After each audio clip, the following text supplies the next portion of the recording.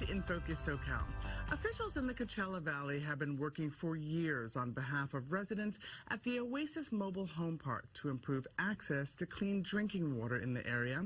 My next guest has been at the forefront of that mission. Congressman Raul Ruiz joins me now from Washington. He represents California's 36th district, which includes the entire Coachella Valley, as well as the cities of Banning, Beaumont, Blythe, Hemet, and San Jacinto. He worked as an emergency room doctor until he was elected to the House of Representatives. Dr. Ruiz, great to have you on In Focus SoCal today. It's wonderful to be here with you, Tanya. So, Dr. Ruiz, how did you first get involved with this issue at the Oasis Mobile Home Park? I was alerted through the EPA that they had tested the waters at the Oasis Mobile Home Park and that there were toxic levels of arsenic. And as an emergency medicine physician and public health expert, I immediately sought to understand why and also to help remedy this problem. This has been generations in the making. There is naturally occurring arsenic in the groundwater. Many of these parks use wells, but this one in particular has a water system that's maintained by the mobile home park owners. And this is the problem with an underserved area that has been lacking in investments through generations. And arsenic is very toxic when consumed in a chronic manner.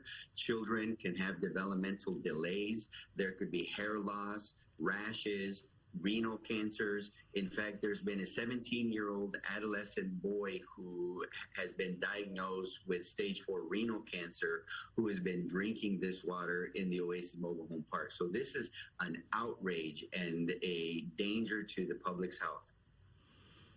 You secured $2.7 million in federal funding to improve access to clean drinking water in the area. How will that funding be used? Well, the first thing that we need to do in any public health emergency is to get rid of the toxic element. In other words, we need to make sure that families there have access to clean drinking water. Right now, the EPA is not authorized to get clean drinking water to the residents. So the local agencies with Coachella Valley Water District and the counties and others have been working together to bring in water.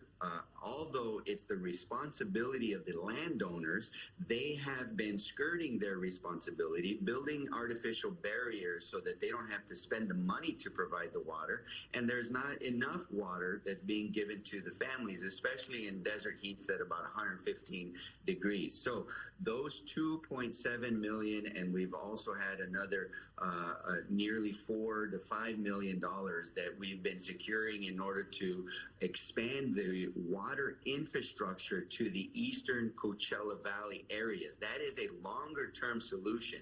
I've introduced a bill called the Emergency Oasis Act that would authorize the EPA in these circumstances when you have unscrupulous landowners who are not providing the necessary water to their residents, for the EPA to be able to purchase the water and then provide that water and then charge those landowners for the water that the EPA can provide so that this doesn't happen in the future. Another issue that you're helping to address is the air quality in the eastern Coachella Valley near the Salton Sea. And I have been there, so I know what this is about for sure. There are existing health concerns caused by the receding sea. You're also pushing for clean energy opportunities there. Can you explain what's happening right now? So right now, the Salton Sea, which is the largest body of water in all of California, is receding. And the shore has very fine sand that's so small that it can traverse the lungs and go straight into the blood. And that also has selenium, chromium, arsenic, and some pesticides because oftentimes it receives water from agricultural runoff. So when that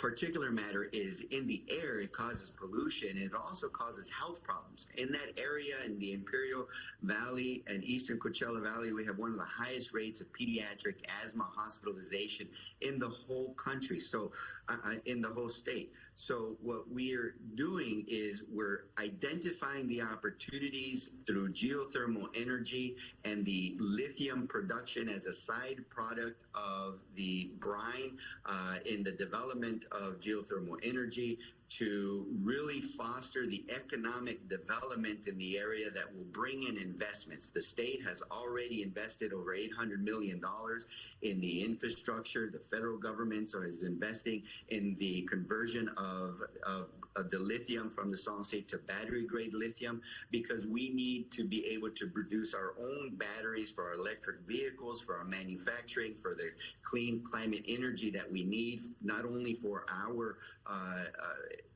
quality of air, but also for our national security, since we rely on China for our batteries at this moment. So there's a lot of interest in utilizing this lithium, producing the batteries right here locally in the Imperial Valley, and also to make sure that we develop our workforce, infrastructure, education, and healthcare, since it is one of the most underserved areas in the entire state of California. And the reason this is important for the rest of Southern California and the nation is because that pollution, that air quality can spread with, sometimes it stinks like sulfur, and it can go all the way to Los Angeles and San Diego, and it can cause the state nearly $90 billion in the future if this is not addressed in healthcare and economic losses and loss in the economy and investments in housing and other aspects of our economy.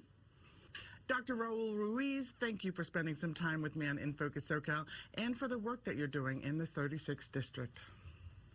Thank you so much. Still ahead on In Focus.